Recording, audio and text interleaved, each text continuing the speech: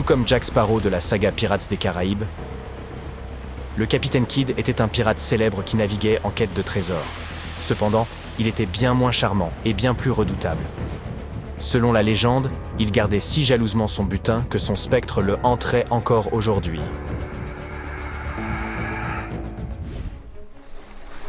William Kidd, plus connu sous le nom de Capitaine Kidd, est né vers 1650. Il prétendait être originaire de Dundee, en Écosse, bien que beaucoup pensent aujourd'hui que ce n'était qu'un mensonge. Dans sa jeunesse, Kidd s'est installé à New York, où il s'est lié d'amitié avec des figures influentes, parmi lesquelles 3 gouverneurs. Certaines histoires racontent qu'il aurait débuté ses aventures maritimes en tant que mousse sur un navire pirate avant de devenir lui-même un marin renommé. En 1689, Kidd faisait déjà partie d'un équipage de pirates. Alors qu'il naviguait dans les Caraïbes, lui et quelques autres marins se sont mutinés. Ils ont pris le contrôle du navire, rebaptisé Blessed William pour l'occasion, et fait de Kidd leur capitaine. Kidd a gagné en expérience et a même fini par offrir ses services à la couronne britannique, alors en conflit avec la France. Le gouverneur refusant de payer son équipage, il a rejoint la flotte qui a attaqué et pillé l'île française de Marie-Galante, amassant au passage une énorme somme d'argent. En 1691, le capitaine Kidd a fini par épouser Sarah Bradley, l'une des femmes les plus riches de New York. Veuve de 2 précédents mariages et elle-même héritière d'une immense fortune. Quelques années plus tard, le gouverneur de New York, du Massachusetts et du New Hampshire a demandé au capitaine Kidd de pourchasser les pirates qui écumaient la région. Ce n'était pas qu'une simple requête, mais une mission de la plus grande importance émanant du roi en personne. Refuser aurait été perçu comme une preuve de déloyauté et aurait définitivement entaché sa réputation. C'est ainsi qu'a débuté le périple qui devait faire entrer le capitaine Kidd dans la légende. Cette expédition était financée par des seigneurs influents, parmi les plus puissants d'Angleterre à l'époque. Le roi lui-même avait signé une lettre de marque qui autorisait Kidd à naviguer en tant que corsaire, à savoir un pirate agissant pour le compte de son pays. Cette lettre stipulait également que 10% du butin récupéré reviendrait à la couronne. Pour financer son voyage, Kidd n'a pas eu d'autre choix que de vendre un de ses navires, l'Antigua, et d'en acquérir un nouveau, l'Adventure Galley, idéal pour chasser les pirates. Ce bâtiment était pourvu de 34 canons, de rames et d'un équipage de 150 hommes. Ces rames, fort pratiques, permettaient au navire de se déplacer même en l'absence de vent.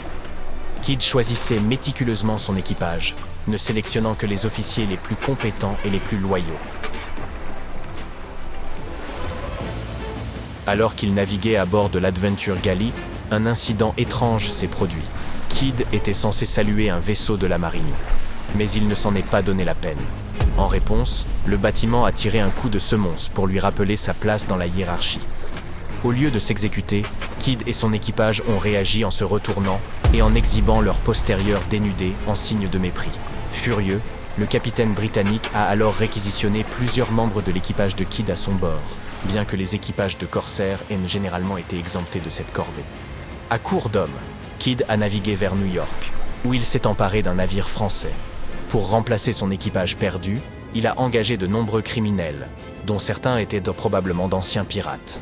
Puis, en septembre 1696, le capitaine Kidd a mis les voiles vers le cap de Bonne-Espérance au sud de l'Afrique. Son voyage aura été semé d'embûches dès le départ. Le choléra a frappé, affaiblissant et tuant de nombreux marins. De plus, leur tout nouveau navire a commencé à présenter des fuites. Kidd, censé attraper des pirates dans l'océan Indien, n'a jamais réussi à les trouver. Désespéré de gagner de l'argent pour couvrir ses frais, Kidd voyait son plan s'effondrer. Le pire s'est produit quelques mois plus tard, lorsqu'il a fracassé le crâne de l'un de ses propres compagnons pour avoir voulu aborder un navire néerlandais, ce qui aurait été considéré comme un acte de piraterie. L'homme est décédé peu après. La situation de Kidd n'a fait qu'empirer, jusqu'à ce qu'un officier de la marine royale dénonce ces actes de piraterie.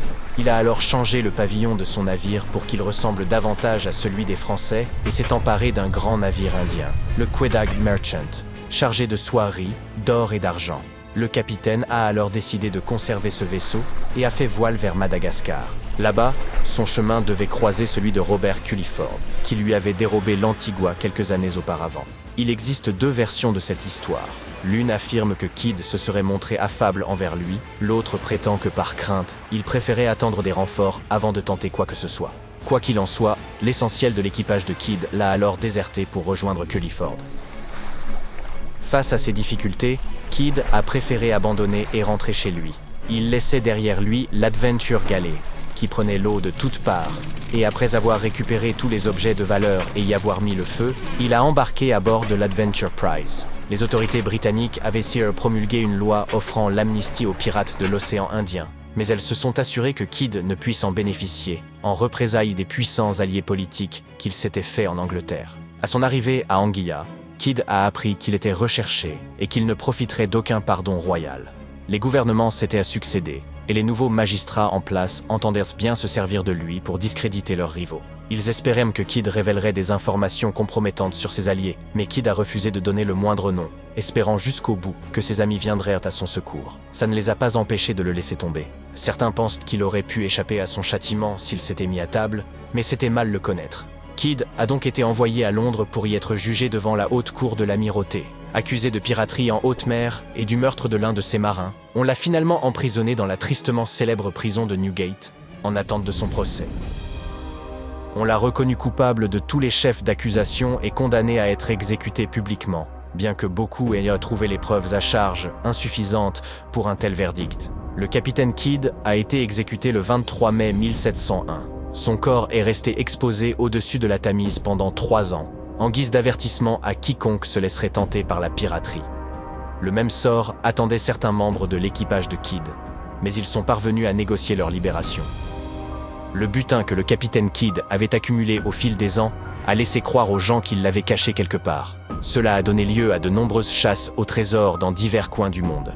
Certains avancent que Kidd aurait pu cacher son trésor le long de la rivière Rahway, dans le New Jersey, juste en face de Staten Island. D'autres preuves suggèrent qu'il aurait caché une petite partie de son magot sur l'île Gardiner, près de New York.